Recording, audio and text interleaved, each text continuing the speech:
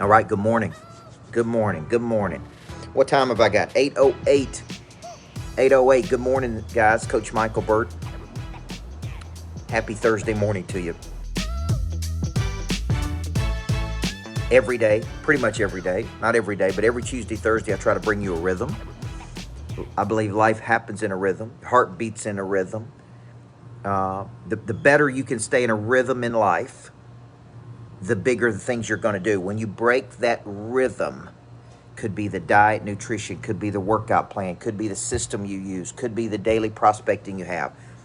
The more you stay in a rhythm, the more you're going to produce fruit, in my opinion. This is just me as a coach, right, Christopher? So this morning, I'm going to talk to you about habits of the mentally weak versus habits of the mentally strong.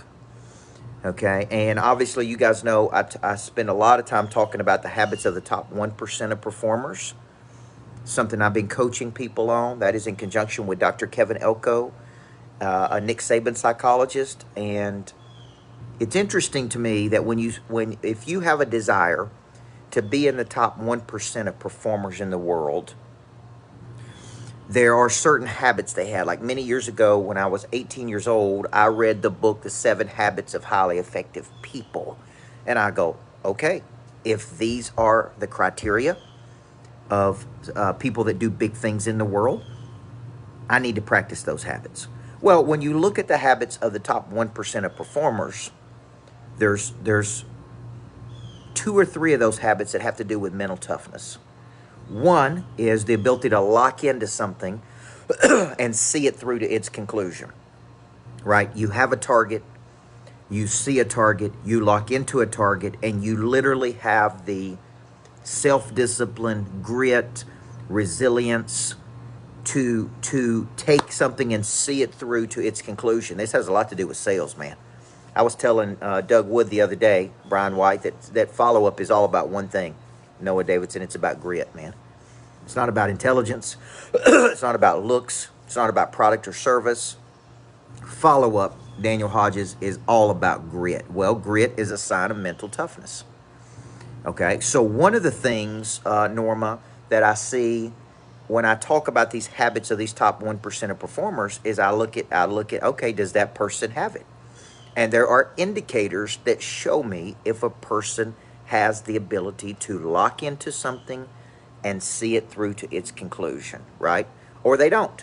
Has to do with their consistency, has to do with their work habits, has to do with their follow-up, has to do with their bringing things to a conclusion, has to do, right? There's indicators. And you may not know it, but every action you take is an indicator to the world. Like me doing these videos every morning is an indicator that I'm consistent. I have the ability to lock in. I see it through to its conclusion. If you've ever been in my sales cycle and you've been working with me, you see that I have the ability to go until I bring you to a decision, either in or out. But I'm going to go because I believe an object at rest will stay at rest unless acted on by an outside force. So a mentally tough person, it's a lot harder to distract a mentally tough person than a mentally weak person. See, a mentally weak person goes down want, and then they give up. They start and quit. They start, and when it gets tough, they quit. Mentally strong people start and finish, start and see it through to its conclusion. So one of the habits of the top 1%, ability to lock in, see something through to its conclusion, cannot be distracted. Second habit of the top 1%, as it relates to mentally strong people, is the resilience and bounce back.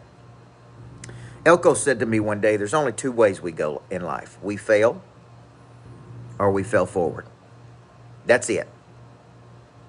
There's only 2 ways. 2 routes we go in life. We fail and then we quit, or we fail and then we move forward. Big time people have a concept of themselves that was developed somewhere along the way, Sissy, that cannot be broken. See, at 6 years old, a woman told me I was going to be a great coach, and I began to develop a self-concept of myself at 6. That concept has been refined over 39 years of believing I'm a great coach, and that concept cannot be broken. So I get up and I practice the habits of what great coaches do. See, I had this show many years ago, a great podcast called Good Coach, Bad Coach. Secrets the great coaches know that the others never figure out. I still remember it like it was yesterday. And it was habits I had as a coach that made me a great coach that, quite frankly, other coaches I coached against didn't have. Reading is one of those habits. Studying, going outside of the industry was one of my habits. Teaching life over sport was one of my habits. Daily disciplines I had was one of my habits. So you got to ask yourself, how mentally strong are you? How mentally weak are you? Right? Do you make excuses? Do you obfuscate? Do you pretend? Do you live in a fantasy world? Or do you get up every day, man, and just, boom, work a system with a structure and a discipline and a focus and an intensity? And you have these two characteristics of the top 1%. You can lock in and you bounce back quick. Remember, there's only two roads people go. They fail or they fail forward. Today, I'm going to fail at some things, right? I've got a greatness factor I'm trying to get across the finish line in Nashville. I'm trying to finish this month very strong in my coaching business. I'm doing real estate plays. I've got an insurance agency that's blowing up. Like, man, I got a lot going on. Something ain't going to work today, man. And when it don't work, boom. When it don't work, man, I'm just going to keep going. I'm going to fail forward. Because why? Ability to lock in, ability to see it through to its conclusion, high levels of bounce back. Okay, so you got to work that muscle, guys. What concept do you have of yourself? The greats have a concept of themselves that can't be broken, man. Social media can't break them. Friends can't break them. People can't break them. If you can be broken easily, then you don't have these two things I'm talking about today. And that is a big part of what I coach people on. So next week, I'm doing Purpose to Profit. We got like 20, 30 people coming into town. I'm going to spend a day and a half with those folks. I got the Michael Burt School of Speaking, Coaching, and Publishing.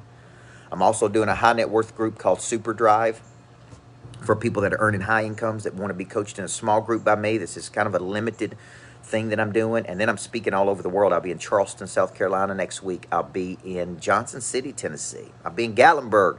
I'll be in Dallas, Texas, and then Houston, Texas. So I'm going to be out there moving around the planet. Okay, and I've been getting ready for that. So I hope to see you at something. I want to speak at something for you. I want to be in front of your people. I want to connect to your audience. I want to teach them these habits of these top 1%. So let's quit playing small, folks. Let's quit playing small. Let's start playing big. Let's roll. You guys have a great day. Before I get started, there is one very important question I have to ask you. Coach Michael Burt, Monster Producer Academy CEO. He's a personal friend of mine. What good is it to have knowledge with no desire? What good is it to have desire with no skill? What good is it to have knowledge and skill with no confidence? A big part of activating your prey drive is finding and refining your talent. This is something that helps you get to the next place. People are made up of 4 parts: a body, a mind, a heart, and a spirit.